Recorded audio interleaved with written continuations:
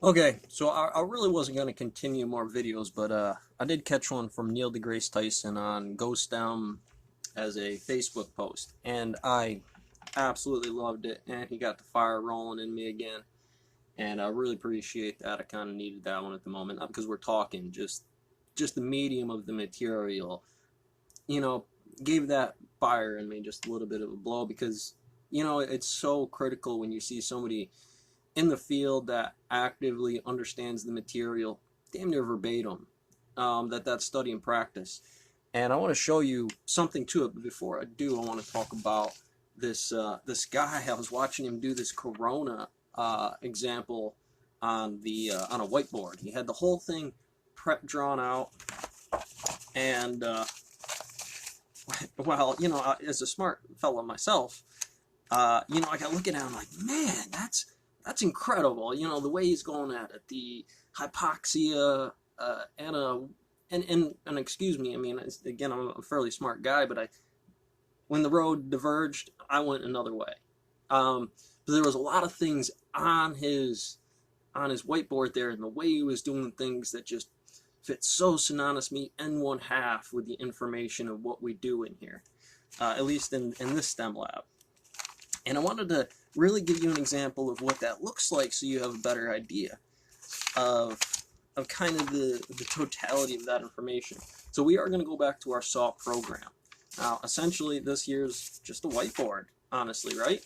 We got the lungs, you got the yeah, over here. In certain situations, things happen in the stone mill, right? They, over the years that you spend in some of these places, that out of all the diseases in the world, you got the common cold, you got the infectivity of it, you got the SI rating of the days, and in the same way, knowing that this is here, we're going to begin to break those subfields down later into other examples, more in-depth detail to what they do, giving them in the individual physics and trying to invert those points. We're saying through the statistics of these models, of these individual numbers that have 107 and 5,000, that it's not 107 or 5,107 is the total value, but the way these numbers augment to each other to give you a specific number. In calculus, this is a notation of, unfortunately, we have this on the table today, and it's a lot of negative numbers in terms of the calculus. This I equals -1, right? The square root of I is -1. And the square root of these functions is all kind of correlating to a -1. But when you go about graphing this on a pie chart or something to that idea, why is this positive? Why are these Euler-based numbers and these functions that we've learned through mathematics and other functioning so prevalent here? Because it certainly, from the advantage of this perspective, a lot of these do become positive features. Uh, I'm not necessarily saying to the extremities of the level in which the mortality rate is relative. I think most people, as much as it's something you have to function on, it's not something that we are really positively looking at. There's always a vacuum in certain areas and compression that mortuaries are obviously going to do better. This is a negative calc off of these situations that has positive numbers. And it's the thing about rational and real numbers. However, I wanted to get back to the demonstration here about the marketing behind a lot of this. Math needs better marketing.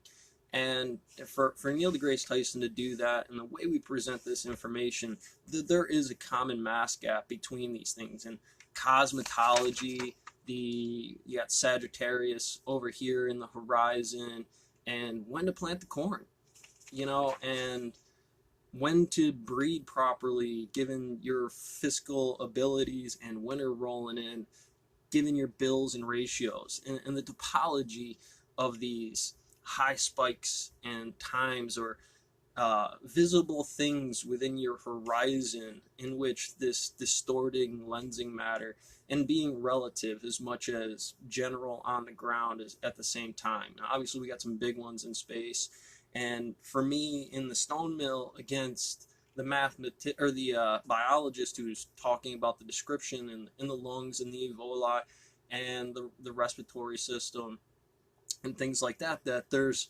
quite a large dark matter, something that's going to lens that galaxy so that there's 12 of the same galaxies on that example. And so in marketing, and again, I love the fact that Neil deGrasse Tyson goes business and jobs, because it doesn't necessarily need to be a business. The active process of studying this stuff has many different diverging systems. It's a lot of work to kind of hub out how do I design all of this energy in such a way that it lines them all up and gets this information to generate a force for me, cut down time and practice and study. And across the board, generally, the biggest thing about this is seeing that literacy, or at least was the idea for Neil deGrasse Tyson on this, that realistically, math isn't necessarily writing, it's scale. It's this idea that 1 is infinity, that 0 by this mass drawing right here. Here's just some functions in the middle. I mean, I could potentially tell you how much a value might be there given this 3-foot block, and generally that's this width, so I can take that radiant and turn it and give myself an area, and then maybe make some adjustments to the overall square footage in those things by making some hashes.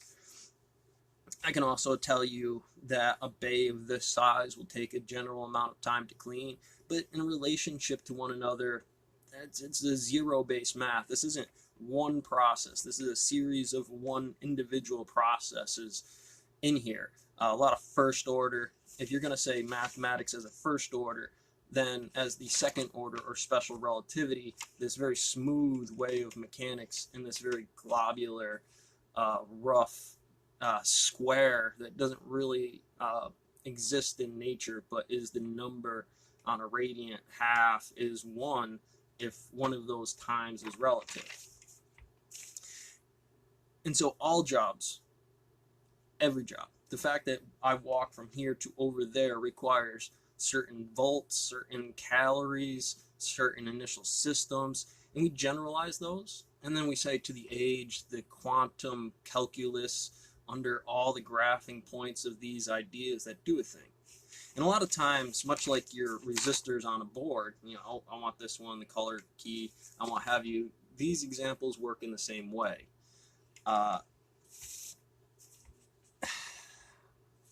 In the stone mill, realistically, Corona being a large faculty here, I always done the reference that there's, you know, always something over your shoulder in these places, whether it be Corona or just the straight Reaper or the boss man acting like the boss man, or what you feel, how much work something's worth. And you know, those faculties are always in here, and sometimes you have to make the augmentation. Well, I got to change the crew guy around to go shovel the back ditches.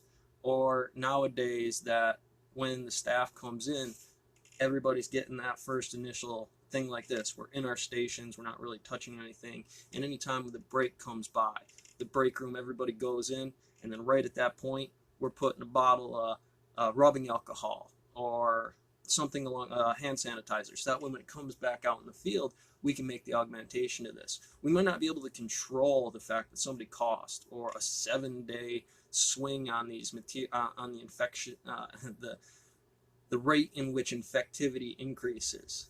Obviously, at those 7 days, you're going to be at the peak inside of that. So we want to make sure our system is supported to that. That if we see somebody coughing, that if we see somebody sneezing inside of these places, just like the saws kick and rock out, that there's a way we can handle that, the sensible physics behind this. And obviously we don't want to take the guy out back and beat him, but and we're all trying to make money here, and generally we're on a pretty tight system as it is, and realistically we don't want our job to be replaced in some kind of way. And as a brotherhood inside of here, it's easier for me to get this right than potentially bring somebody I've never met and quarantine them in here anyways. But we can all augment the morning briefs to the tread line or the 5-foot saws in some way to say, in the morning, regular operational procedures work this way. And now we have a new augmented procedure. It happens all the time in the stone mill. You lose guys, you bring in more guys, and it just shifts everything around on the deck. But they're all augmentable by physics. There's timelines that are sensible to this, and training curves. There's applications of the quality of things in there, how much working time, and then the end result. Physical observations, Jack in the block is going to say, save me some cuts on this thing, appropriate the time, and you should be able to augment your main system to timelines and functional appropriate variation. Of course, rocket going through some lensed galaxy is very hard to dictate when the timeline of them getting there, much like traveling around a black hole. We know a lot of the math in general, and if you get close to one between a black hole this size and one this size, what direction you're facing is that X mechanics. And then we go all black holes. And then we add those two numbers together, A plus B, gives me an approximate distance. Now, when we get out there might be some subtle ranges of what that number is, but it's going to be in that window. And we can learn a more accurate calculation about, that there was a lensing problem with this star falling down, and then the gas that was released from the quasar from this is the number that we needed that we couldn't close the gap on in physics to actually discern a physical number and get that ratio and kind of make that augmentation next time a star falls into that black hole. Obviously, that's a gross sum of what that number is, not the total in-depth calculation. And so again, the way he prepped the board, here's a drawing of a lung, here's the liver, the alveoli, and all that stuff is prep drawn. And you can draw everything on the board and just kind of, all right, that's what this is. But the way he was going about that and the information that he was providing was just amazing, the way he presented this information. I thought it was, I've seen great ones with computer engineering and getting all the pyramid of triangle stability in the forklift, safety analysis and things like that. And here we're dealing with something very small. It's not like we can necessarily do that. Again, you would see those numbers as very small, irrational, invisible systems, most scientists, as we diverge, but our calculus models might saw coefficients and cut dynamics. See if I can find it here real quickly before my time runs out. Well, anyways, you'll see the drawing of, it's got time that the saws were on, times that the saws were off.